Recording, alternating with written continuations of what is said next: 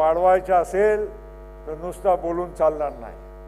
आणखीन एक सूचना मी करू इच्छितो, कारण अनेक मान्यवरांचे भाषण झाले, पण एक गोष्ट लक्षात ठेवा, आणि खास करून आपले जे निवडून गेलेले आपले आमदार आहे, खासदार आहे, येणाऱ्या काळामध्ये डिलिमिटेशन होऊ शकते. येणाऱ्या काळामध्ये महिला आरक्षण बिल अजूनही पारित होऊ शकते.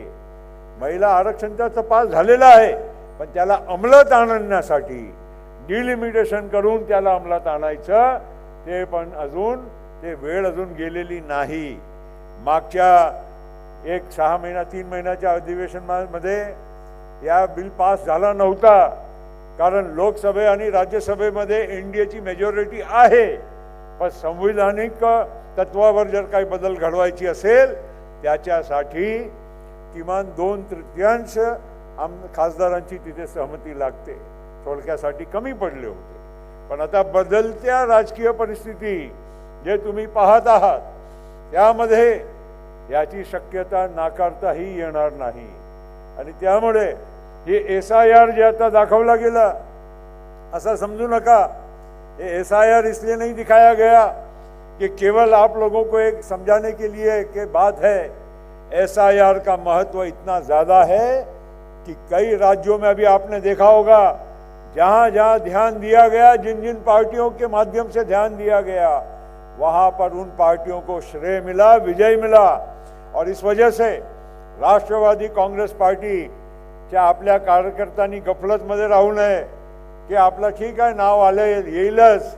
या SIRच्या महत्त्व खाली विधानसभा आणि लोकसभा पुरता मर्यादित नाही आहे. तुमचे ग्रामपंचायतच्या निवडणूक असो, तुमच्या पंचायत समिती, जिल्हा परिषद, प्रत्येक निवडणुकीमध्ये हा आपला मतदार यादीचाच महत्त्व आहे.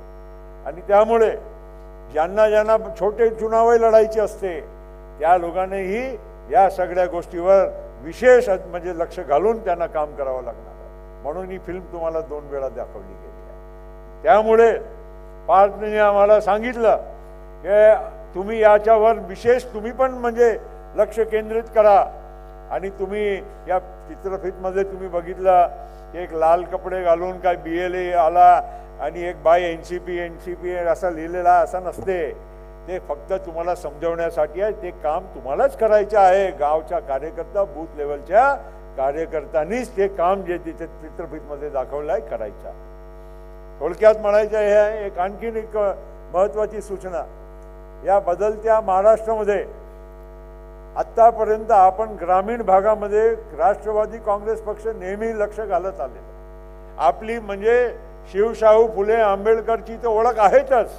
त्या विचारावर आपण चालतच आहोत, चालत राहणारच आहोत. पण दुसरी गोष्ट, आपण ग्रामीण भागाची एक ओळख असलेला आपला पक्ष आहे. ग्रामीण भागाची नाद असलेला पक्ष. आपल्याला गावामध्ये काय अडचण आहे, शेतकऱ्यांची काय अडचण आहे ते आपण समजतो. पण इतका झपाट्याने शहरीकरण सुद्धा झालेलं आहे वहिनी. आज तुमच्याच आपल्या पुणे जिल्ह्यामध्ये पहा, आज या मुंबई शहरामध्ये आज 36 आमदार आहे. मी आजच्या बोलतोय, उद्याचं काय होईल ते चित्र वेगळं राहील. आज मुंबईचे 36 आमदार, जुन्या आपल्या ठाणे जिल्ह्याचे पालघरसह गिरवड साहेब 24 आमदार, पुणे जिल्ह्याचे 24, 21. आता तुम्ही बघा, पुण्यामध्ये सुद्धा काही तालुके वगळता सगळे तालुके जवळपास शहरी तालुके झालेले आहे. शहरामध्ये राहणारे लोकांची प्रोफाईल लोकसंख्याच्या एक बदलत्या चेहऱ्यामध्ये आज मुंबई शहरामध्ये जसं आपण मराठी माणसाची आपण परिभाषा करत होतो, त्याचबरोबर मुंबईमध्ये कॉस्मोपॉलिटन तुम्हाला नजारा दिसत आहे. तसाच नजारा आज तुम्हाला पुण्यामध्ये दिसत आहे, नागपूरमध्ये दिसत आहे, ठाण्यामध्ये आहे. किती मोठमोठी शहर झाली.